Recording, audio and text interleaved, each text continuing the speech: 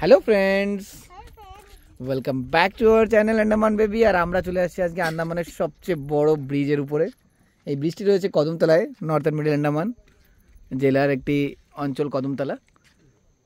Near about 1 kilometre এই ব্রিজটি রয়েছে। দেখতেই পাচ্ছেন খুবই লম্বা। চলুন ব্রিজের পাশের অংশটা দেখে আসি। এটি একটি খুবই সুন্দর টুরিস্ট স্পট। এখন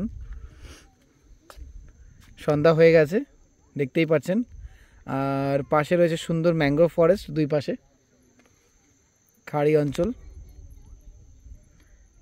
আর এইখানে রয়েছে একটা ছোট্ট বোটঘাটা, আর মাঝে রয়েছে বিশাল খাড়ি।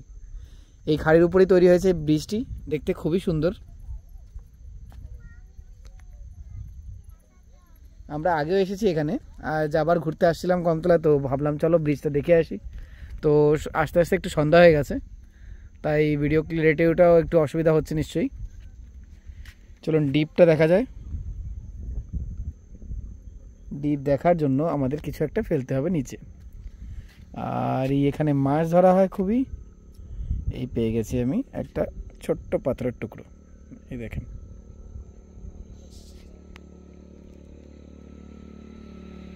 ও দেখা গেল না।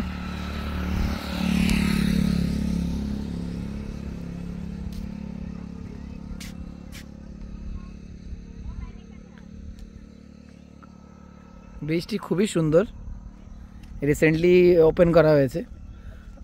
একটা 1.5-2 বছর হয়েছে আমাদের এই ব্রিজটি তৈরি হয়ে, মানে চালু হয়ে। আর এর আগে আমরা দক্ষিণ আন্দামানে যাওয়ার জন্য বোটে পার হতাম, মানে ফেরি বোটে। বাস এবং প্যাসেঞ্জার দুটোই এই ফেরি বোটে এই পাশ থেকে ওই পাশে যেত, এবং তারপর ওইখান থেকে আবার বাস জার্নি। সো এইটা হওয়ার পরে আমাদের জার্নিটা অনেকটা তাড়াতাড়ি হয়ে গেছে, যেহেতু আমরা মধ্য আন্দামানে রয়েছি। তো আমাদের দক্ষিণ আন্দামান অর্থাৎ সাউথ আন্দামান হচ্ছে আমাদের centre of Andaman Nicobar island, port Blair আমাদের যে রাজধানী রয়েছে। তো আমাদের ফ্রিকুয়েন্টলি যাওয়ার দরকার পড়ে, এবং যাওয়ার সময় আমাদের এই ব্রিজটি অনেক মানে খুবই হেল্পফুল হয়েছে। মানু ওখানে তার বোন ও দিদির সঙ্গে খুব মজা করছে, আওয়াজ শুনতেই পাচ্ছেন। আন্দামানের সুন্দর ব্রিজ। চলেন একটু সানসেটের, আফটার সানসেটের দৃশ্যটা দেখি। আকাশ লাল, একেবারে কোনো একটা ড্রয়িংয়ের মতো লাগছে, স্কেচ পেন্টিংয়ের মতো লাগছে। It's really so beautiful.